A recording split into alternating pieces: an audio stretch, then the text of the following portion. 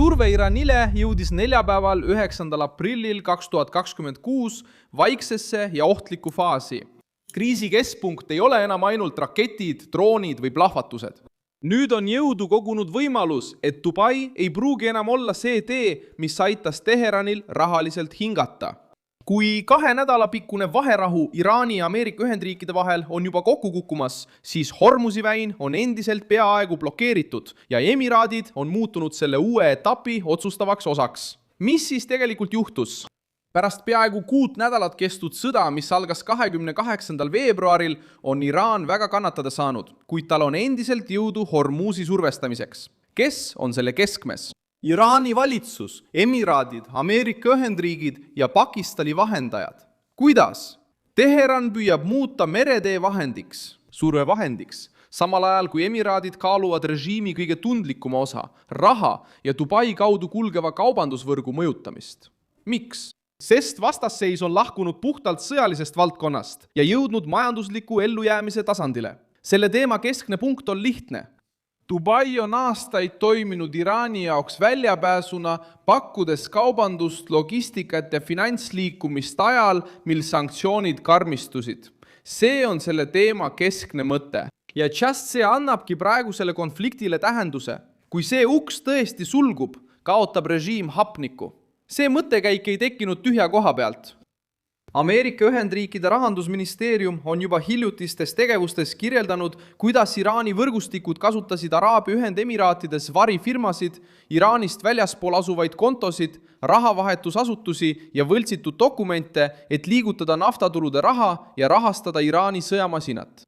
2020 aastaga rääkis Washington taas režiimi niinimetatud varipangandusest, tuues välja vahendajad, kes pesid miljardeid dollarit kattefirmade ja Iraanist väljaspool asuvate struktuuride kaudu. Teisisõnu, Dubai ei olnud ainult geograafiline naaber, vaid ka finantsmootor.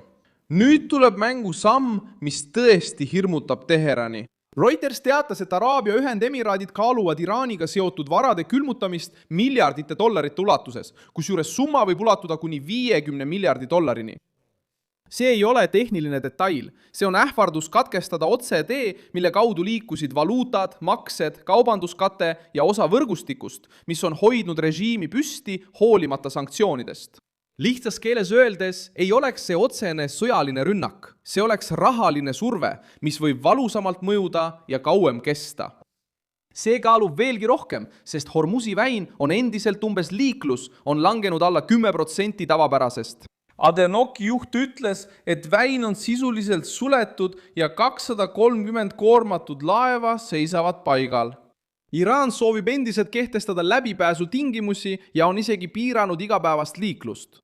Tulemuseks on see, et umbes 20% maailma naftast on kinni planeedi kõige tundlikumas kitsaskohas, mis hoiab turu närvilisena ja suurendab survet kogu piirkonnale.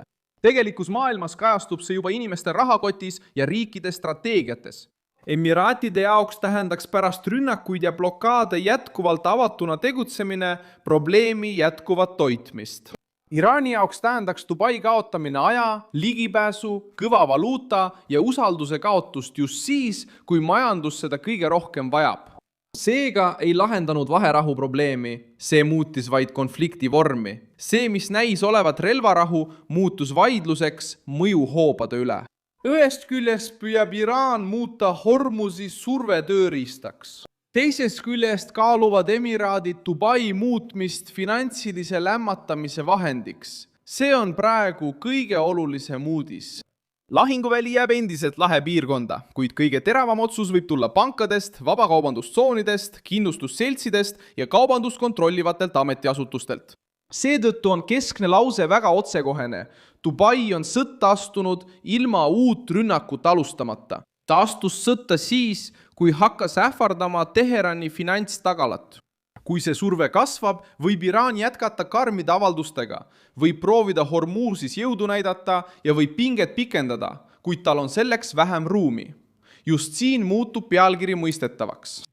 Võib-olla ei näinud isegi Ameerika Ühendriikide valitsus nii selgelt ette, et üks raskemaid relvi Teherani vastu ei tuleks praegu mitte pommitamisest, vaid hoopis selle tee sulgemisest, mis aastaid aitas režiimil ellu jääda.